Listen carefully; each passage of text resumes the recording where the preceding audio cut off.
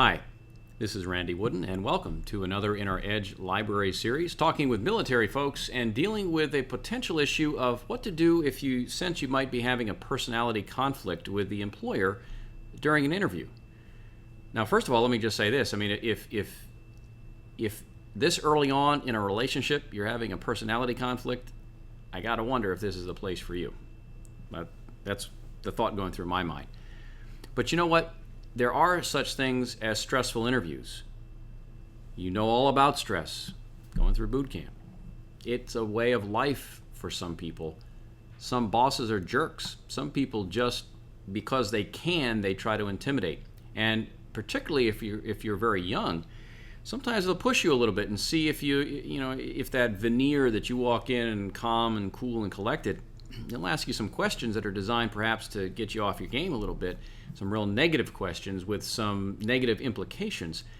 And they're looking to see, how do you respond to that? Because let's face it, if everybody just says, so I hear you're a really nice person, I hear you can do a great job for somebody. I mean, how hard is an interview if that's all you get? So understand, some of this may not be directed at you personally per se, but they do that with a lot of people in order to throw you off the game.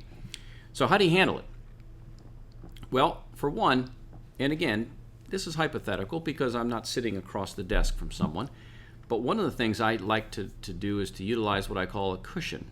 A person I know from years ago, Rick Wilcoxon, he is a sales, Rick Allen and Associates, a sales company down in Texas, actually.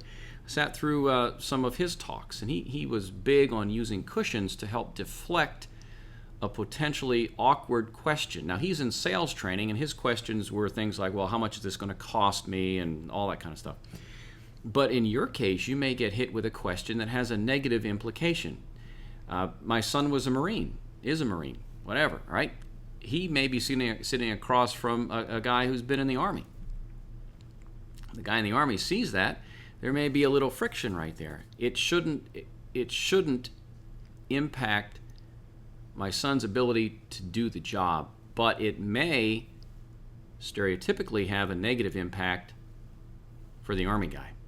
You just don't know. So a cushion is a good thing to use. Cushion, by definition, could be something as simple as saying, look, a cushion allows me to think a little bit. It gives me some time. What it does do is it allows there to be a little bit of space or a cushion between what is asked of me and before I come back with an answer. Too often during an argument where things tend to escalate, you don't take time to sit back and breathe a little bit. So an example of a cushion, it allows them to drop their defenses. Somebody might ask me a question. I could say, well, I understand why you'd ask that, or I understand why that might be a concern. Or if I'm in your shoes looking at my resume, I might wonder the same thing. Or you could say things like, I've been asked that question before. Or you might even say, you know what, that's an interesting question. I'm not sure I've been asked that. Let me think about that for a minute. What that does is it acknowledges the question. It says, I hear your question. I'm going to address it. Let's both relax a little bit and let me get to my answer. Versus kind of sitting up going, oh, well, yeah, well, if you think that, then, so that just escalates it. So that might be some ways to go about it. Here's something else, too, that I might throw in there. Understand what they're asking. And if you feel there's some ambiguity there, you're not real clear on what they're asking or even why they're asking, and maybe it's the why that's really bugging you. If you're not sure about that, put a cushion in there and say, well, that's a question I don't get very often. I'm just curious as to what brought that up. Try that. If you understand the why behind it, it might help you to drop your defenses a little bit and say, well, that wasn't all that bad. So I go back to the beginning. If it was a case where you just are not hitting it off and you just don't see any end in sight to this thing, do the best you can on the interview, count it as practice, and be gone, because you're not going to get hired. But do understand that not always, but many times an employer, particularly with someone who's younger, will kind of put that little thumbs down on them and really try to make them sweat a little bit.